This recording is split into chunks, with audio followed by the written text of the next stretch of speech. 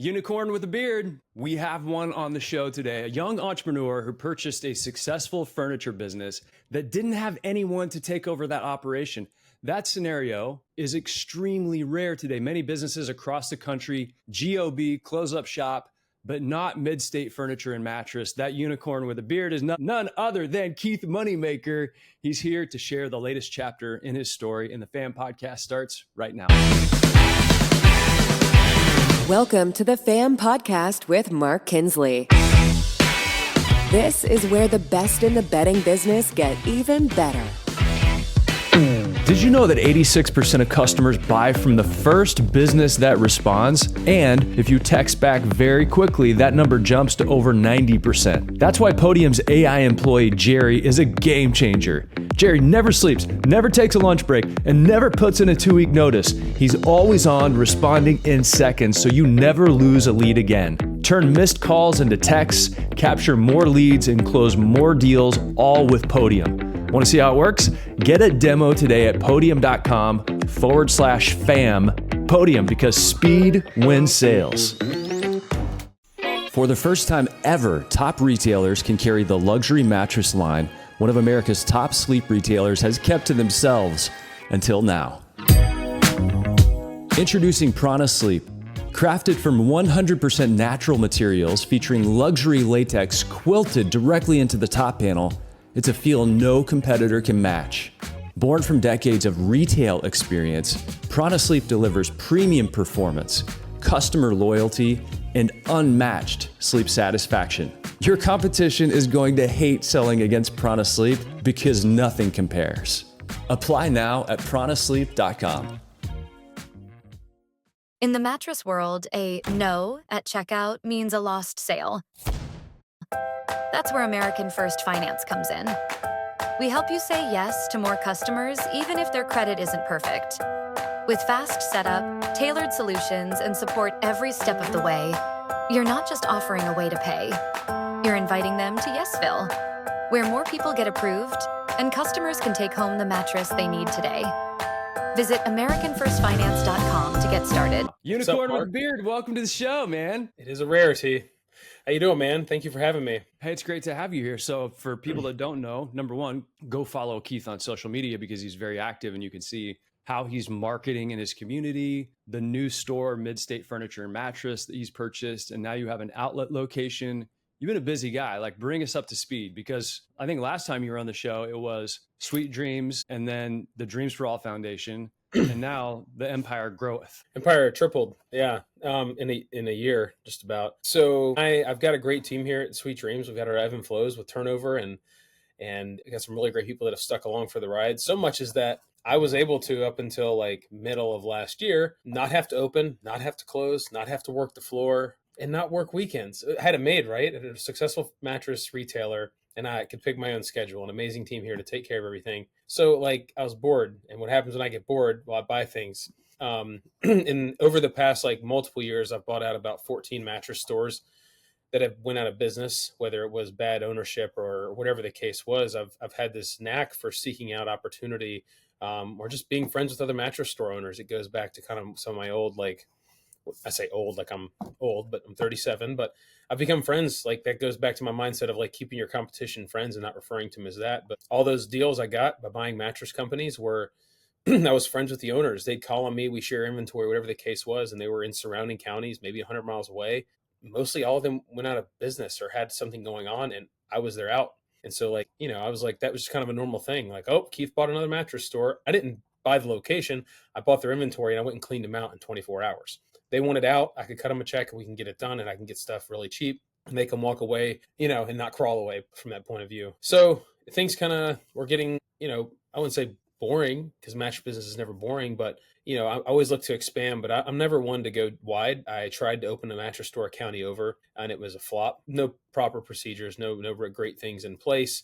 I just kind of opened it and tried to put people there. And anyway, it didn't work out. I closed it. I kept the property, which was a great deal. So I knew, like, I wanted to go deep, right? But we've been pretty successful in the mattress business. Being kind of a unicorn is like very blessed. You know, we were the first dealer on the East Coast avocado pick to put in their showroom. Like, we're an early elite retailer at Tempur-Pedic. We have Stearns & Foster, Englander Beauty Rest, Serta, Gear. I mean, we had Maloof in the past. We've got all the major brands you would carry, but what sets us apart is our nonprofit, Dreams for All, and that really ingrains and invests us in the community. So it's a continuous like give back and marketing and just doing things right by the community. Because if you want the community whom will support your business to buy from you, what are you doing to support the community? That's I'll ask anybody that wants to open a business, like, why are you doing it outside of like making money? Like, if you're not investing back in your community in some way, shape, or form, like, don't look for the long run there. Don't expect to stay around long, because it doesn't happen. And there's plenty of proof of that. So I was like, well, I wouldn't necessarily say I was looking for a furniture store, but for so many years, living right near the furniture capital of the world, High Point, people would always travel out of town. Now, out of the whole home purchase, furniture is more complicated, but it's more exciting. It's more sexy. Most of the time, anybody in the furniture space can speak to it. Oh, I hate mattress shopping. Oh, I hate looking for mattresses. All this like negativity towards shopping for a mattress, right? But if we've been so successful in the mattress business and people already trust us, people would leave our store and go drop $100,000 at somebody an hour or two away, whether it be in High Point or Raleigh. And I'm like, why aren't we capturing that business? And for many years, I sent business. There was this little mom and pop shop 25 minutes away called Mid-State Furniture of Carthage. And we would send her furniture business. She would send us mattress business. She has high-end furniture. We have high-end mattresses. We just kind of did that. And finally, I decided like 2023, I just was going to pop in there one day because I had all this free time. And the sun struck up. The mom had passed. I didn't know. I felt so bad. I didn't know that and never got the chance to meet her in person. We had talked on the phones, and she was in her 90s. And her name was Lois Jean, and everybody would always say how much they love Lois Jean. She sit up in her little perch because the business is at an old grocery store. So it's kind of like a surprise when you walk around the corner of the grocery store. It's like 4 feet above like everybody else. Everybody always remember Miss Lois Jean sitting in her perch and working there 6 days a week, going to church. Like, just that's what she did. And she did it until her in her mid-90s, until she passed peacefully. And her kids took it over. And I just happened to wander in at that time, and they had a bunch of stuff they were trying to get rid of because she accumulated inventory. So they like gave me a tractor trailer load of 2 mattresses for the nonprofit because they were aware of what we did. So I went back by after he did that, and we got all their inventory and told him thank you. And he kind of joked around. He didn't want to do this forever. And I'm like, I was hoping you'd say that. So here we are. And I just visited the conversation, and it took about 1.5 years to come to fruition. And it finally happened. It was kind of a very stressful experience going through an SBA loan, but it took about 1.5 years until like the conversation was brought up and to see I was serious. And then till we actually closed the deal so I could open. For my first day of business was Black Friday. What other way to jump into it, right? How'd you guys do? No experience in the furniture business whatsoever, but I need to close before Black Friday because I need to get open that holiday weekend. So I did. It was nuts, but it's just another example of like a family business with, I'm blessed and successful in the way that I grew up in my family business, always going to my dad's work and my mom's restaurant, learning people skills, a lot of things that you don't get taught in school, being thrown into the business world, whether it was cleaning the dishes at my mom's restaurant, or it was at my dad's furniture store, delivering furniture, hanging out around the store. I mean, I was hustling candy bars in 6th grade at middle school. Like, my parents would go to Costco or Sam's to go buy stuff for their restaurant, and I'd buy the bulk candy pack, and I'd come and triple my money back in high school and college. We won't say if I used any of the other fundraiser school boxes or anything, but at that time I didn't know what I was doing. I was just marketing. I'd raise money for the proper funds, and then I would keep the box and recycle it. Morally, it was right when I was 7th grade. Okay, but it just taught me early like how to wheel and deal, and just develop those people skills. It was very valuable people skills that has set me up to my success and staying in the same community. I went to college 40 minutes away. So I drove to college the last 2 years of my degree to UNC Pembroke. But I mean, those 2 years I was doing that, I was working one day, going to school one day, working one day, going to school one day.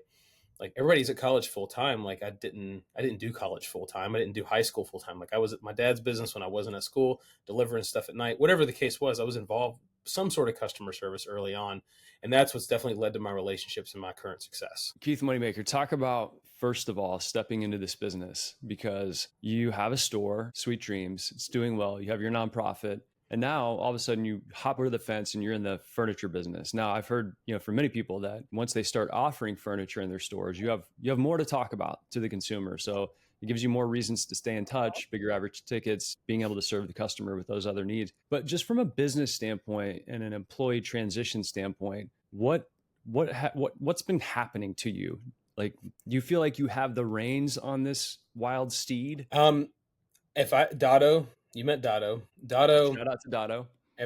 Big shout out to Dotto, because shout out to my whole team. I mean, my staff has tripled, but essentially going into this, Dotto worked for me for a couple months, and it was a very upsetting time 8 years ago when he left and went to the beach, and he didn't work for me anymore. And we always said if the paths ever crossed again, he would always come back. We've stayed in contact. Well, he wound up working for Haverty's and expanding his knowledge into furniture and embracing that space. So when this started to happen, obviously I'm having the conversation with Dotto, and he's 100%. He's always said, whatever I need to do to move back to work with you, Mr. Keith, I'll do it. I'll do it. I'll do it. And so essentially without Dotto, I don't know if I'd had the reins on this thing as soon as I have.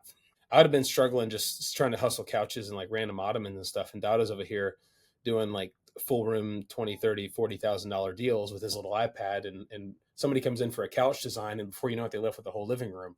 I don't have that skill set. So like having the right person in the right seat and that relationship in place was a big successor to this, like getting kind of off the ground where it needs to be in these first like pivotal months. It's been very tough for me to learn it. I'm still getting yelled at by my staff because I enter things wrong, or I just sell stuff and not tell someone. And I don't mark the inventory properly.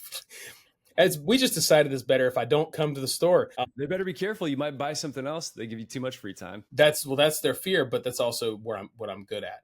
So, but I now like I seek advice from my core team before I make any rash decisions, obviously. But that was a huge success. Like, it is very difficult. Adding furniture to your mattress store is not the way I would go about it. We added recliners and some living room groups in our store to break up the mattress monotony. That helps just the client flow. You can sit and talk to the customer, and we've done well. We add, I'd say like 7 to 9% of our sales are recliners. And when we're the size we are, somebody throws on a pair of recliners to a Tempur-Pedic sale, that's $4,000 more on top of whatever they're spending. Or they remember they sat in it when they come back, or they need to pick something, whatever the case is. Like, it's a nice add-on and it breaks up the monotony, but like I would not go outside of that in a traditional. If you want to be a mattress store, be a mattress store. There are successful retailers that have furniture and mattresses in their store, but I guarantee they started off as furniture and moved to mattresses. Going the opposite way, unless you're Greg and Katie Law, man, they started off. They just switch it.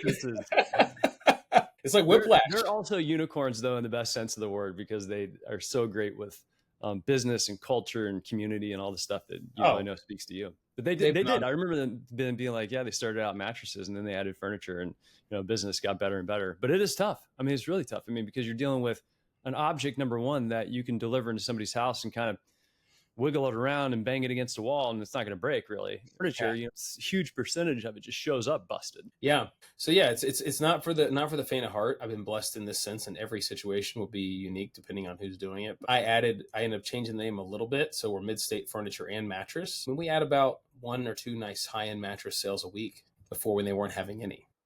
Yeah, going from zero. And I remember, I think I told you this offline, but when Seth Goldberg, the president of Raymore and Flanagan, was here on the podcast, Seth told me that they used to be Raymore and Flanagan. I think it was just furniture, and they added mattress, and the balance of share for mattresses went up like big time double digits. And it was like just being obvious to the consumer. Yeah, this is what we do. This is what we have.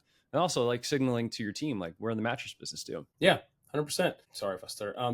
The transition of like having it a separate location, like it's easy to add mattress. That gets people's minds. People think automatically a furniture store is going to have mattresses. In most cases, they're not going to think a mattress store is going to have furniture. So we actually, a couple months ago, shout out to Eugene Leto at Bed Gear. I was contemplating the combination of brands absorbing my Sweet Dreams Mattresses and More, which has been here 20 to 23 years now next month, and encompassing everything as Mid-State Furniture and Mattress.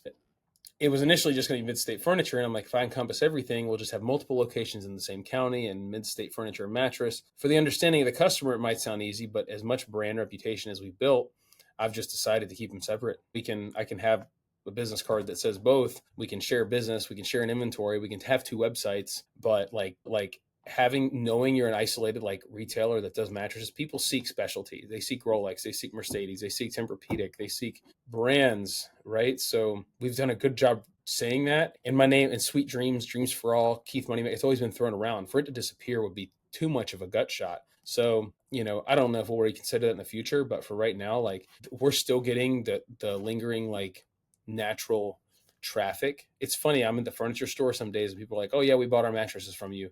Oh yeah, we bought our mattresses from you. We've been sharing business for 20 years now. So it's crazy. I think it's a smart move. I mean, from a brand standpoint, think about the digital footprint and the digital gravity that you've created with Sweet Dreams, Mattress, and more. I mean, all of the posts, all the social media, all the content you put out, all of the reposts and shares and articles, and the website getting spidered and populated in search and things like that. I mean, you got a ton of brand equity. Yeah. So I think it's smart to keep them starting. People get it. Like, oh, now part of the same family. Connects the two. Part of the same family. People connect the dots. So wait, there's more. But wait, there's more, because you have Mid-State, you have Sweet Dreams, and now you have added a third location, and it's more of like a treasure hunt outlet type store. It's a treasure hunt. Buying this business, it was kind of a dice roll because over the period of time, mother, Miss Lois Jean, had a knack for buying inventory, but there were no inventory systems. There was no computers in the business when I bought it. There's hardly a working printer. No knack on that. There was no computer, and you bought it like a few months ago. 9 months ago. 9 months ago. Yeah. So now we have a point of computer. sale system, a website. We have a lot of different things that have been upgraded, but there's like, he had a laptop, but there's like nothing. It was for emails. So orders were still written and then scanned. It was a lot. The accounting was on a desk in those yellow slips, which are still in the back in boxes. There was thousands. There's a lot. So, but since there's no system, inventory would just be purchased, and there's really no recollection of record of it. So there are 6 different warehouses where inventory had been consistently compiled over the period of since 1980. And I knew that going into it. It's like, oh, how do you know? My attorney's like, Keith, how are you going to get insurance on this? How do you know what you're actually buying? I literally went through the warehouse and took pictures of a bunch of cardboard boxes. I said, then we'll put this in the contract. These are the boxes I'm getting, I guess. If they have furniture in them, maybe I'll get lucky. I don't know. But I put a big dice roll on it. But I knew it was in there. I've walked through it several times. But it came with, we found the old estate back to 1995. Miss Lois Jean carried brands who a lot of people familiar in the podcast: Craft Teak, Henry Link, Broyhill, Stanley Furniture, American Drew, Lexington, Drexel Heritage, Trump Home, Biltmore. I mean, there's a ton of stuff that's been sitting in a box for 10, 20, 30 years. Back when furniture was made in America, made with real hardwoods. And so far, I mean, we're hitting like 8.5, 9 out of 10 on boxes and things, and perfectly preserved. I mean, we've got leather chairs with nail heads that have aged like fine wine. We're talking finding $10,000, $13,000 couches. So I was like, we got to do something with this. So my warehouses, I had to renew the lease when I bought the business. So once those expired, I had a piece of property lingering on the other side of town I needed to do something with. It was about 12,000 square feet. Another old grocery store called the Galaxy. And so had this like idea, like we just need a vintage, right? People think vintage, they think old, but this stuff's old enough. We can kind of put a spin on words and like call it the vintage outlet. That's what we did. We had our grand opening last week, and I did a little family and friends night, like on Thursday night, and then opened Friday and Saturday for business. We had over 250 people come to the door. We had a really successful 2 days plus like the 3 hour we did the grand opening night. But we put all that together, and now we have inventory to feed it. We're literally going to feed all old stock. We're going to mix in some new. We're just going to send all outlet type stuff that we need to burn through to it. And it's going to be a lot of treasures. I mean, we're coming across high-end, unique, rare pieces that sell high, expensive, being used online. I mean, and we're finding them new in the box. What was the marketing that you did to get so many people to come through the door? I've been invested in the community for such a long time. So on Facebook groups, you're allowed to share I'm sure in a lot of communities, certain things on certain days, but like a lot of groups in particular, like you can't just go in and share your business all the time. Well, somebody loves me in our groups, and collectively there's 100,000 plus members in the Moore County garage sale and yard sale and garage sale site and the local, a local community group. So I've picked out 4 or 5 unique groups where I just make a reel on Instagram, I download it, and I share it on Facebook, and then I share that exact reel for free, no dollars spent, onto Facebook. And I mean, it's still trending. It's got 36,000 views now, and this didn't cost me any money to do. It cost me 60 seconds to make that video and a couple minutes to make that post. We're having a grand opening. We're going to do a $500 gift card giveaway for the Vintage Outlet. It ended 3 weeks ago. Nobody's even watching the video. They're just racking my views up. Like the contest ended 3 weeks ago and it's still trending. So you gave away a $500 gift card, and then to my outlet. If you got to 500 likes or 500, if I got to 500 followers, my Instagram following after that post went from 200 followers to 600. That's more than double of quality followers, not a bunch of people all around the world that you don't know who they are. These are people in my community that are following me. I'd rather have 1,000 quality followers than 10,000 people that can't support my business. Face-to-face community relations is what we do and what I do. So 1, 2, and 3. So Sweet Dreams, Mid-State, and the Galaxy. Is that what you call it? No, it used to go grocery store. It's called the Galaxy. So the other cool part about what's it called then? It's called Mid-State Furniture and Mattress. It's our vintage outlet. Oh, okay. So vintage outlet is like the qualifier you add to it. Okay, I got you. So the other cool spin on the story is that we got in the mattress business in 2002 because my parents' furniture store burned down in 2001. And so here I am a block over now, opening another not a used, but a vintage furniture kind of antique store in the same place my parents had their business that burned down that started it all. And this is the brick from the property that burned down. So the lady who bought the business let me keep a couple bricks, and I'll be using one of these bricks in my house, and I keep one in my office. But it's just it's collective over time, and it's brick by brick. I like to just kind of keep this on me and just, know from where it all started. So I love that, by the way. And what a beautiful sentiment. So you're actually going to use that when you build your new home. I've got a couple stacks of them the lady gave me that I'll use for my new home. Yeah. Now, I heard a rumor about your new house. Number one, you're going to be very specific about what you build, and you're going to have like a wellness space and all this fun stuff. But I heard you're going to have an alpaca farm. Did I hear that right? My wife wants, that's what she gets. So we went homeschooling route, and I say we as in my wife. I've been I'm super blessed. You kind of paused there. You there? Okay. So very blessed. My wife's fully invested in our kids' lives, and just doing homeschool. We decided a year ago, they just started third grade, and our 4-year-old is going to start kindergarten, and she's doing all in on homeschool. Obviously, there's going to be screen time, promoting no screen time, tons of outside time. They go to a dirt camp 2 days a week. So things are just lining up for the homesteader route. Apparently, like chickens are the gateway drug is what people tell you, but we're just going to go all in and go for alpacas. So we're going to build a house out by my parents because my kids are at my parents a lot of times, and they have 25 acres, and we're going to build out there, and she's going to get an alpaca farm. So this is the second time in 2 weeks on the Fam podcast that I've had a guest that was talking about, having free range chickens at their house. The last one was Mark Shelley with American First Finance. Definitely check out that episode. Mark's an amazing guy. He has a mini pig and he has free range chickens. So he's got layers like throwing off like 12 a day. So, but what do you mean by like chickens are the gateway drug for what? For homesteading, you just end up with chickens, then it's ducks, then maybe you might get a cow, and then next thing you know, you're getting the cow processed, and you got beef for the year, and you realize how much sense it makes. Then you're milking cows, and then you got raw milk, and then you're having to keep snakes out, and you got to get some dogs to protect the animals, and before you know it, you got alpacas. I mean, I guess that's just how it works. Before you know it, you've got alpacas. I love that line of logic. You're milking the cow, and the cow's slaughtering the beef and selling half the beef to the neighbor, and then you've got a mini pig, and next thing you know, there are alpacas running around. I don't know how they got here. They just you got to stand on the road saying dozen eggs for $6, pay as you go. We trust you. Hey man, I'm in Arkansas. We actually have those places around too. Yep, they're here. Well, man, I'm so happy for you. It sounds like life is full and rich and blessed, and your family's doing good. Your business is doing great.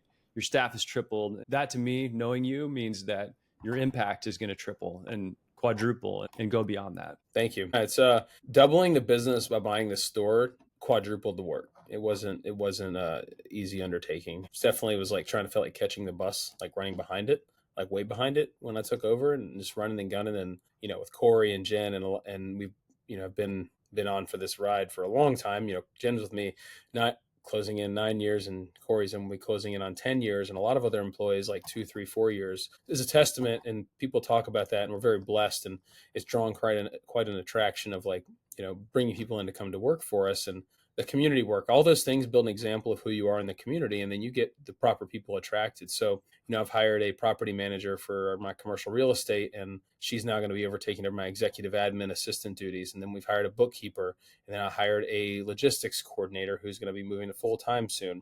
We've added a couple more. We had a guy just leave the Rest numeral store up the street to come work for me full time. I see what you did there. Nice. Well done. Because he wants to live. He's competed against us now for 3 or 4 years, and now he's like, I want what y'all have because I hear customers talk about it in my store. So that's another reason why I talk about making sure you know your competition and don't treat them as such. I'm friends with the Ashley people. I'm friends with the Sleep Number, the mattress firm. I know the guy that has the outlets place on the other side of town and the furniture store here in town. So people can choose how they want to talk about and deal with competition, but I guarantee it's going to positively affect you if you talk positively, because not all of us are going to get all the business. And if you could help the customer get what they have, even if it's not by buying from you, that's a testament to your values, and that will grow you. I think we can end on that note because I couldn't agree more. It's all about that spirit of abundance. And clearly, when you live it out, you can see what happens to somebody. I'm just so proud of you, man. Your success is an inspiration to so many people, me included. I love, I've been to your place. I've been part of Dreams for All, and the foundation is, doing the good work it's doing, and keep it up, man. And I will. we'll have to do a check back in at some point. So where's the best place for people to get connected with you? So Instagram is probably the best. It's probably like to follow me and see what's going on. Moneymaker Dreams is my Facebook. Moneymaker Dreams is my Instagram, and then Midstate Furniture and Mattress, or Sweet Dreams Mattresses and more. And just, I'm going to give another plug shout out. But right when I bought the furniture store, I hired an executive director to run the charity. The immaculate timing of hiring Juliana to take over that load of what we have built could not have been a more pivotal time. Well, I know she's doing a great job. She came to Dream Camp, got plugged in more with the fam and the mattress community. And so I know she's doing great work. And you guys are going to have your gala coming up in October. We are. Yeah. Right before that, me, Dotto, Jen, and Juliana will be at Sleep Summit. Sleep Summit, baby. Bring your coins. If you're a coin holder, bring your coins. You are wanted. Oh, by the way, did you see the post that we did from the fam about you? Did you see it? Me? Yeah. I learned how to block my socials from me. I thought you'd be the guy that would like look at it the most because you do so much on social media. Well, actually go to LinkedIn or go to, the gram. We put together a nice wanted poster of you. No. Actually, hold on a second. I'm going to pull it up here while we're doing it live. It's always risky to do stuff live. But what we thought it'd be really fun because we did a wanted poster of Greg Law as well. Like, hey, what is he wanted for? I mean, his alias is the Lake Norman Law Dog. And so we're trying to track down all of the rebels of rest, the mattress mavericks, the sentinels of sleep. And so we put you in that category. Am I on Instagram or LinkedIn? Hold on, I'm going to share my screen right now. If you're watching on YouTube, you're going to get the best of this. Ready? This is on LinkedIn. Oh boy, look at that photo. See? Alias, bearded bandit of benevolence. Wanted, rested and ready, better alive, Keith Moneymaker. Alias, the bearded bandit of benevolence. Last seen in Pinehurst, North Carolina, slinging mattresses and dreams through Midstate Furniture and the Dreams for All Foundation. Believed to be riding with the rebels of rest on a mission to deliver beds to the people and justice to bad sleep. He is known for outlifting outlaws at CrossFit, delivering beds to those in need, and having Moneymaker tattooed across his back in Old English, just in case you forgot who's doing the giving. Do not attempt to outgive him. His generosity is matched only by the size of his beard. That's good. Thank you, Mark. I appreciate that. Yeah, man, we love to get on LinkedIn more. You are the hero of Sleep Summit. The fam is everybody that comes and goes all in, plays hard in the paint. If you don't have your ticket, join the Bearded Bandit of Benevolence, October 14th through the 17th. I got my towel out, man. I'm ready. We're gonna go for a run, Mark. Literally last year, I was probably in the worst shape I've been in, and I'm like, man, I'm showing up to Sleep Summit this next year, back to fighting weight, back to feeling good. So we can ride with the rebels of rest. So you can try to rip my shirt off again. That will happen. And also I'll give you an e-bike that you forget to turn the power on to. I'm not riding your stupid bikes again. All right. It's Bentonville. It's like coming to a ski town without skiing, man. You gotta run. We can run together, but to hell with your bikes. All right, man. Well, hey, connect with Keith on the gram. And dude, thanks for being on the show. Congrats to the entire team at Midstate Furniture and Mattress and Sweet Dreams and the Dreams for All Foundation. Love the work that everybody gets to do there in Pinehurst, North Carolina and beyond, man. Appreciate you, Mark. Thank you for your time. I'm grateful. Subscribe on Apple Podcasts. Listen to us on Spotify and be sure to grab the newsletter at thefam.com and we'll see you back here every Monday.